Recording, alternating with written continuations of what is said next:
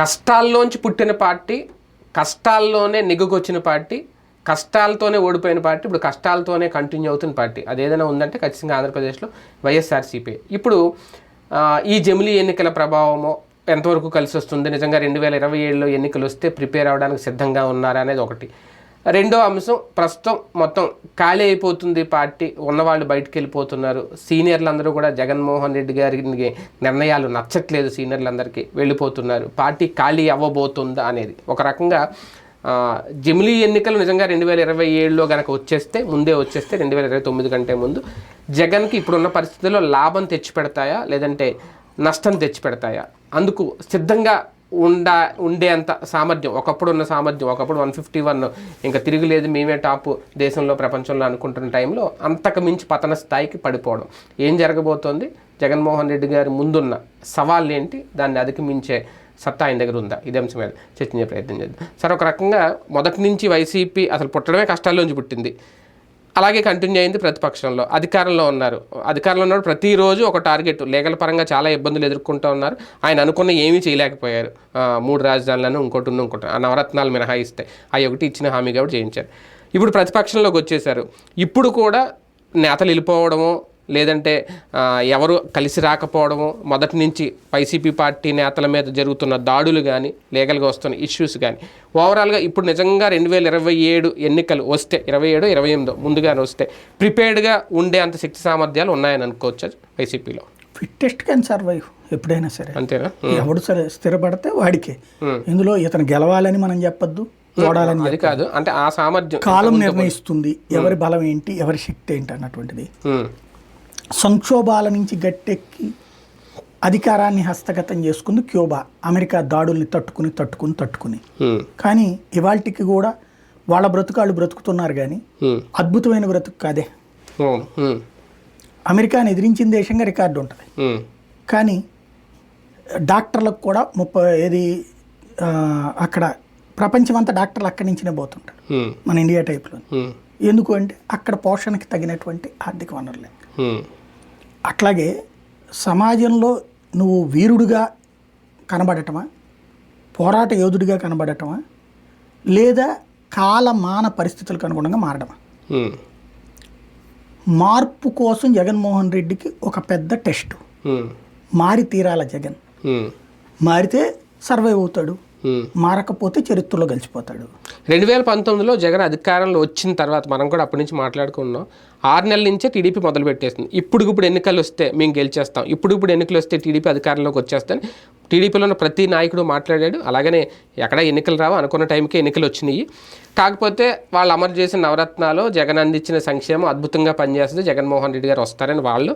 లేదు, దీనివల్ల సోమరపోతులు అయిపోతున్నారు, ఈ సంక్షేమం ఇవ్వడం కరెక్ట్ కాదు, ఖచ్చితంగా మళ్ళీ మేమే అధికారంలోకి వస్తాం. ఫైనల్గా టీడీపీ అనుకున్నదే జరిగింది. అంతకుమించి అద్భుతమైన కూటమి కట్టడం, అద్భుతమైన సీట్లలో గెలిచేశారు, అయిపోయింది. ఇప్పుడు ఎన్నికలు వస్తే మేము గెలుస్తాం అనే ధీమా నిజంగా 2027లోనే 28లోనే ఎన్నికలు వస్తే అతి తక్కువ టైంలో 3 ఏళ్ళ టైం ఉంటుంది కాబట్టి మేము గెలుస్తామనే నమ్మకం వైసీపీలో ఉందా? ఇక్కడ సింపుల్ లాజిక్ ఏంటంటే, మీరు మొన్నటిది చెప్తున్నారు. అవును, అంతకుముందు జగన్మోహన్ రెడ్డి 14లో ప్రతిపక్ష నాయకుడిగా 15వ రోజున 20 రోజున 5 ఏళ్ల తర్వాత మళ్ళీ మనం అధికారంలోకి రాబోతున్నాం. అవును, ఆయన ఎయిర్పోర్ట్లో అరెస్ట్ చేసినప్పుడు అప్పుడే అన్నారు. ఎయిర్పోర్ట్ అరెస్ట్ కాదు, 15వ రోజు నుంచి ఎవరైనా అన్నా సరే అంటే ఇప్పుడు కూడా 5 ఏళ్ల తర్వాత మనం అధికారంలోకి వచ్చాక చూస్తామని. కాబట్టి ఎవడో కూడా రాజకీయం చేసేవాడు ఇప్పుడు మా చేతిలో లేదమ్మా అని చెప్పడం. అందులో ప్రధాన నాయకులు జగన్మోహన్ రెడ్డి, చంద్రబాబు. కాబట్టి అధికారంలోకి వస్తామని ఫీల్ అవుతుంటేనే కేడర్ కానీ నాయకుడు కానీ అందరూ బ్రతికేది. ఆ ఫీలింగ్ ఉంటే రాజకీయాలు చేయగలరు అంతే. ఇప్పుడు ఎంపీటీసీ జెడ్పీటీసీ ఎన్నికల్లో పోటీ చేయడానికి మనుషులు దొరక్క బాయ్కాట్ చేసింది టీడీపీ. మరి అట్లాంటి పార్టీ ఏకంగా 164 గెలుచుకోలేదు. అప్పుడు అప్రజాస్వామికంగా జరుగుతున్న ఎన్నికలు మేము పోటీ చేయమని స్టేట్మెంట్ ఇచ్చారు చంద్రబాబు. ఒక సాకు ఉంటుంది సహజంగా. ఇప్పుడు మనం తప్పించుకునేటప్పుడు ఒక సాకు ఉంటుంది, దానికి ఒక పదం చెప్తాం, దానికి ఏదో ఒక కారణం చెప్తాం. బట్ పోటీ చేయడానికి మనుషులు దొరకని పరిస్థితి. పోటీ చేసినటువంటి మున్సిపాలిటీలు, కార్పొరేషన్లు, లేదా పోటీ చేసినటువంటి పంచాయతీలు అప్పుడు అప్రజాస్వామికంగా గెలిచినట్ట లేదు. రేపు పొద్దున ఇప్పుడు రావా మళ్ళీ వివాదాలు సహజంగానే వస్తుంటాయి. దానికి ఒక కారణం ఏదో ఒకటి చూపించాలి కాబట్టి చూపించుకున్నారు. మరి అంత చేసి తర్వాత గెలిచారు కదా. అవును. కాబట్టి ఇక్కడ సమస్యల్లో ఏంటంటే ప్రభుత్వం చేసే పనితీరు. 2014-19లో చంద్రబాబు పనితీరు నచ్చలేదు, జగన్ కోటేశారు. 19-24లో జగన్ పనితీరు నచ్చలేదు, చంద్రబాబు కోటేశారు. ఇక్కడ సంకీర్ణమైంది. ఇక్కడ పాయింట్ అలా ఏంటంటే ప్రజల యాంబిషన్.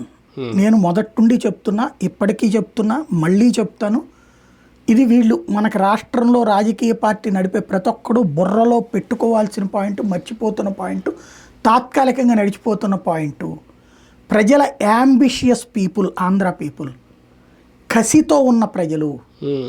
ఈ కసితో ఉన్న ప్రజల కసి ఏంటయ్యా అంటే హైదరాబాద్ పోగొట్టుకున్నాం, ఏళ్ల తరబడి మనందరం కలిసి రూపాయి వేస్తే పోయినటువంటి హైదరాబాదు ఇవాళకి కూడా మన బంధువుల్లో బోల్డ్ అంతమంది ఉద్యోగాలు చేస్తున్నదో ఉపాధి పొందుతున్నదో హైదరాబాద్లో ఉంటున్నారు. అట్లాంటి ఒక నగరం కావాలి అన్నటువంటి కసి. అది వచ్చేదాకా ప్రభుత్వాలు మారుతూనే ఉంటాయి. అంతేనా? అది 25 ఏళ్ళు అవుతుందో 30 ఏళ్ళు అవుతుందో తెలియదు. ఒక స్థిరమైనటువంటి డెవలప్మెంట్ వచ్చేదాకా, అది వచ్చిన తర్వాత కూడా ఒకటే పార్టీ ఉంటుందని గ్యారెంటీ ఉండదు. నేను అనేది అప్పటిదాకా నడుస్తూనే ఉంటుంది. ఆ తర్వాత ఆ నగరాన్ని ఎట్ట బాగు చేసుకోవాలని దాని మీద నడుస్తుంటుంది. ఇక్కడ మనకి ఆశలు ఎక్కువ ఉన్నాయి. ఇప్పుడు చంద్రబాబు గారి టైంలో అమరావతి కట్టేస్తే హైదరాబాద్ టైప్లో అనుకున్నారు, ఓట్లేశారు. తీరా చూస్తే కట్టలేకపోయారు. కాబట్టి జగన్ ఓట్లేశారు, ఇతను చేస్తాడులే అనేసి, వీళ్ళు నాన్న చేశాడు కదా అని. తీరా చూస్తే ఇతను చేయలేక ఇతను శాంతం వదిలేసేసి వైజాగ్ అన్నాడు. పోనీ వైజాగ్ చేసేసి ఉంటే నడిచుండేది. లీగల్ ఫైట్ అయ్యి జనానికి అనవసరం. నువ్వు కోర్టులో కొట్టుకు చేస్తావా, ఏం చేస్తావు? నువ్వు వెళ్ళి కూర్చుని ఉంటే ఎవడాపొచ్చాడు? నువ్వు వెళ్ళలేదు ఎందుకని? చివరి రోజు దాకా ఎందుకు సాగదీసావు? ఎన్నిసార్లు ముహూర్తాలు? అంటే మళ్ళీ అధికారంలోకి వచ్చేస్తే అక్కడే స్వార్థం, అదే నాటకం. స్వార్థానికి చెంపు దెబ్బ కొట్టారు అంతే. అతి విశ్వాసం, ఆత్మవిశ్వాసం కాదు, అతి విశ్వాసం. నువ్వు 3 రాజధానులు బిల్లు పెట్టిన తర్వాత నువ్వు వెళ్ళి ఆడ కూర్చుని పరిపాలన చేసి చూపెట్టి ఉండాల్సింది. అప్పుడు ఆటోమేటిక్ డెవలప్మెంట్ దాని చుట్టూ జరిగిపోయి ఉండేది కదా. చేయలేదు ఆయన. దాని వల్ల ఏమైంది? ధైర్యం చేయలేని ఎప్పుడు కూడా ధీరుణ్ణి జనం నాయకుడిగా ఎన్నుకుంటారు కానీ బీరుణ్ణి కాదు. అదే కదా. మాటల్లో ధీరత్వం కాదు కావాల్సింది, చేతల్లో ధీరత్వం చూపించారు అక్కడ. ఇప్పుడు రేపొద్దున చూస్తారు జనం ఇతని పనితీరు ఎట్లా ఉంది. ఇప్పుడు చంద్రబాబు గారు చెప్తున్నారు, చెప్పినటువంటి సూపర్ 6 వాళ్ళు నవరత్నాలు తప్పని ఆయన సూపర్ 6 ఇస్తానన్నాడు. సూపర్ 6 అని ప్రకటించినందుకు ఈ ఎగువ మధ్య తరగతి ఓట్లేలా, తటస్థులు ఓట్లేలా, అది చెయ్యడు అని ఓట్లేశారు. ఆయన చెప్తాడు కానీ అది చెయ్యడులే అని ఓటేశారు. చేయడానికి నమ్మకంతో ఓట్లేశారు. అదే సమయంలో అది చేస్తారని లేబర్లో 20-30% ఈయనకి ఓట్లేశారు. కాబట్టి ఇప్పుడు ఈ ఇద్దరిలో ఎవరి కోరిక నెరవేర్చాలి చంద్రబాబు? దాని మీద రేపటి జగన్ భవితవ్యం ఆధారపడి ఉంటుంది. మీకు ఎప్పుడైనా ఒకటే గుర్తు, మీకు ఆశపడి నాకు ఇల్లు వస్తుంది, నేను వ్యాపారం చేస్తాను, నేను అది చేద్దాం అనుకుంటున్నాను, ఇది చేద్దాం అనుకుంటున్నాను ఆశపడుతున్నప్పుడు అది వస్తే బాగుండు, ఇది వస్తే బాగుండు అని అనుకుంటా ఉంటారు. అలాగే మీ జీవితం ప్రతి ఒక్కడి మధ్య తరగతి జీవితం గడిచిపోతుంది. ఇప్పుడు ఫర్ ఎగ్జాంపుల్ నా చిన్నప్పుడు నేను పుట్టక ముందు మాకు ఒక ఇల్లు ఉండేదట తెనాల్లో, మారిస్పేటలో పెద్ద ఇల్లట. తర్వాత ఇప్పుడు చూపించారు ఎవరు కొనుక్కున్నది, మార్వాడీస్ కొనుక్కున్నారు ఆ ఇంటిని. నాకు చూపించారు, నాకు 7 ఏళ్ళకు ఇదే నా 3వ తరగతిలో 4వ తరగతిలో చూపించారు. ఇదే రా ఒకప్పుడు మా తాత ఇల్లు, నీ పేరే ఇట్లాంటిది కొనాలా నువ్వు అని చూపించారనమాట. అప్పుడు చూసా, చాలా పెద్దది, దాదాపు ఒక 5-6 నడవాలు, చాలా పెద్ద ఇల్లు అనమాట. 4-5 గడపలు ఉన్న ఇల్లు, చాలా పెద్దది విశాలమైన ఇల్లు. మార్వాడి గుడి ఎదురు సందులో ఉండేదన్నమాట. అది నేను పుట్టినప్పుడు ఏమీ లేదు. ఆ రోజు నుండి చూసుకుంటే మా నాన్న ఒక ఇల్లు అనేటటువంటిది ఆయన జీవితకాలం ఎక్స్పెక్ట్ చేస్తూనే ఉన్నారు. అద్దెలకి తెప్పించి మా వల్ల కాలేదు.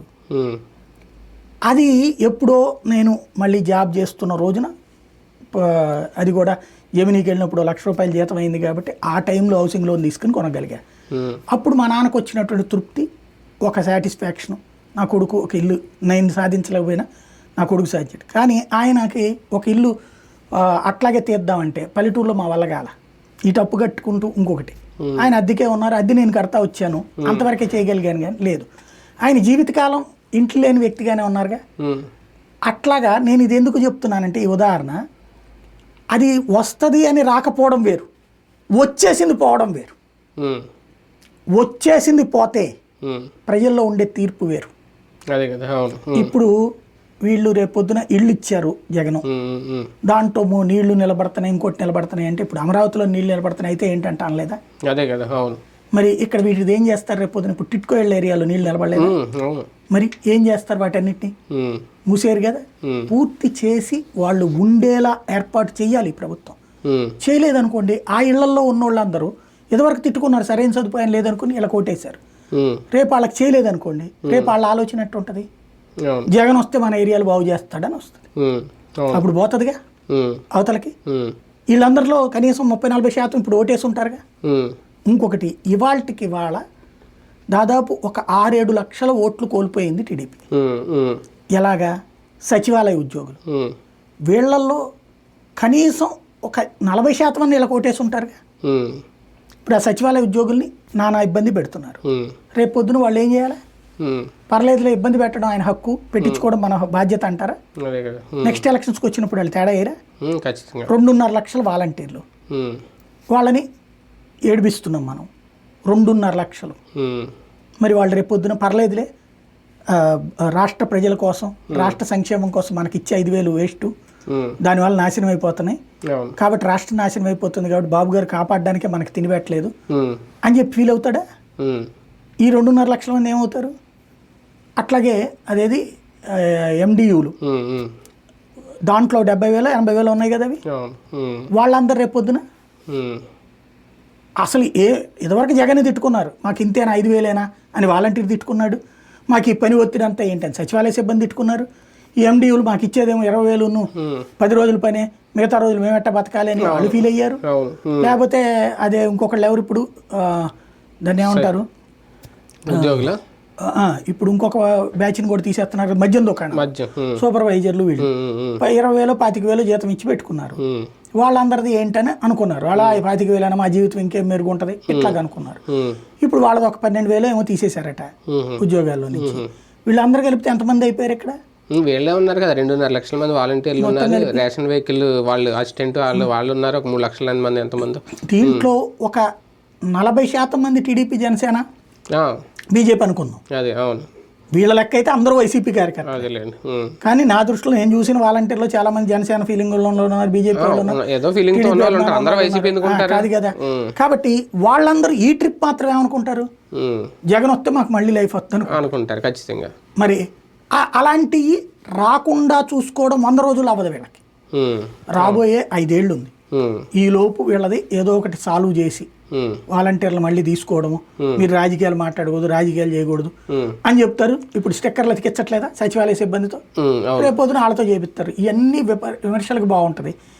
పని మళ్ళీ వీళ్ళకే ఇస్తారా లేదా వేరే వాళ్ళకి ఇస్తారా? అంటే కానీ ఒకటి ఇక్కడ లింక్ ఏంటంటే, అంత చేసిన నవరత్నాలు అంత చేసిన జగన్నే పక్కన పెట్టేశారు కదా.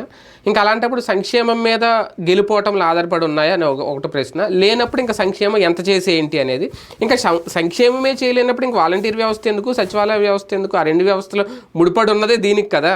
ఇంకా అలాంటప్పుడు ఇంకా ఏది ఉంటే ఏముంది, ఏది తీసేస్తే ఏముంది, జనాలు అలా ఆలోచించరు. అదే ఇప్పుడు చారిత్రకమైనటువంటి విషయం తేల్చుకోవాలి. సంక్షేమ పథకాలు అనేటటువంటిది అనవసరమని ప్రభుత్వం చెప్తుందా? ప్రజలు అది కోరుకోవట్లేదని చెప్తుందా? చెప్పేసేమనండి, ప్రజలు తేల్చుకుంటారు కదా. లేదు అవసరమే అంటుందా? మరి అది తప్పని ఎందుకు చెప్పాం? దానివల్ల రాష్ట్ర నాశనం అయిపోతుందని ఎందుకు చెప్పాం? కాబట్టి ఈ చర్చ ఎప్పుడు నడుస్తుంది. ప్రస్తుతం నాకు తెలిసి జగన్మోహన్ రెడ్డి ఫ్యూచర్ డిపెండ్ అయ్యింది ఒకటే, తను మారి తీరాలి, తను అందరినీ కలుపుకెళ్ళాలా. జనానికి సంబంధించిన సమస్య లేదు, అదేదో వీకెండ్లో బెంగళూరు వెళ్ళి 2-3 రోజులు ఎంజాయ్ చేసి వద్దాం. చంద్రబాబు కూడా చేశారు, కానీ హైదరాబాద్ నుంచి కూడా రివ్యూ చేసేవాడు. ఇక్కడ జగన్మోహన్ రెడ్డి అట్లాంటి అంటే మీడియా డ్రమటైజేషన్ అనేది జగన్మోహన్ రెడ్డికి చేత కావాలి. నేను చెయ్యను, నా విధానం ఇదే అనుకుంటే కనుక జనాల విధానం అట్లాగే. కానీ ఇక్కడ మెయిన్ పాయింట్ ఏంటంటే, ఓకే నిజంగా 2027లోనో 28లోనో కనుక ఎన్నికలు వచ్చేస్తే, అంటే కేంద్రం జమిలీ ఎన్నికలకి ఎలాగే ఫిక్స్ అయిపోయింది కాబట్టి వచ్చేస్తే ఒకవేళ ఒక రకంగా 5 ఏళ్ళ టైం తగ్గిపోయినట్టే ఆంధ్రప్రదేశ్కి. అది వైసీపీకి మంచిదా, లాభమా, నష్టమా? అదే చెప్పేది. ఈ లోపు వీళ్ళు ఈ ప్రభుత్వం చేసిన పనుల మీద ఆధారపడి ఉంటుంది. ఈ ప్రభుత్వం అద్భుతంగా చేసింది అనుకోండి, ఈ లోపు ప్రజల ఎక్స్పెక్టేషన్స్కి అనుగుణంగా చేసింది అనుకోండి, జగన్మోహన్ రెడ్డి సచ్చి చేయడం ఎంత చేసినా గెలవడం కష్టం. అదే ఈ ప్రభుత్వం ఎక్స్పెక్టేషన్లకు అనుగుణంగా చేయలేదనుకోండి, ముందొస్తే ఎన్నికలు వీళ్ళకి తొందరగా అధికారాన్ని కోల్పోయినట్టు అవుతుంది. అంటే వీళ్ళు కూడా ప్రిపేర్డ్గా ఉండాలి కదా, వైసీపీ కూడా అధికార పక్షం లోపాలను ఎత్తి చూపించే విషయంలో కానీ చేస్తూనే ఉన్నాడుగా. వారానికి మధ్యన ఇదివరకటి రోజుల్లో ప్రెస్ ముందుకు రానోడు ముఖ్యమంత్రిగా ఇప్పుడు మీడియా ప్రెస్ సమాధానం కూడా చెప్తున్నారు. నడుస్తుంది, మారుతుంది. ఆ మార్పులో మంచో చెడో తేలుద్ది. మార్పు మొదలైంది జగన్మోహన్ రెడ్డి గారు. అది ఆశించినంత కాదు, చాలా మారాలి. ఇంకా ఇప్పుడు నాయకులు వెళ్ళిపోతున్న వాళ్ళతో మాట్లాడేటటువంటి తీరు పద్దాక అందుబాటులో ఉండాలి. ఓ రకంగా చెప్పాలంటే సినిమాల్లో చూపెట్టేటటువంటి అది ఉంటుంది చూడండి, అర్ధరాత్రి పూట భోజనం ఆకలేస్తుందన్న అంటే గబక్కన తలుపు తెరిచి భోజనాలు ఎట్టే తరహాలో ఉండాలి. ఆ స్థాయికి వెళ్ళాలి. ఒక రకంగా బాబు గారిలా రావాలేమో. బాబు గారు ఇప్పుడు ప్రతి సంక్షోభాన్ని మేము మార్చుకుంటాం మాకు అనుకూలంగా అంట కదా, అలాగే జగన్ కూడా అలా చేయాలేమో. జనాల దగ్గరికి భోజనాలు పోలా, ఈయన విమర్శించాడు. నువ్వేం చేయాలా, ఓ 1,00,000 ప్యాకెట్లు నువ్వు తయారు చేసి వైఎస్ఆర్ కాంగ్రెస్ పార్టీ కార్యకర్తల చేత పంచిపిచ్చు. దేవుడు కావాలంటే ఆ ప్యాకెట్ల మీద బొమ్మ వేసుకోవచ్చు, పెట్టు. ఎందుకంటే నేను పార్టీ పరంగా ఏదైనా చేసుకోవచ్చు, అధికారికంగా చేయకూడదు కానీ.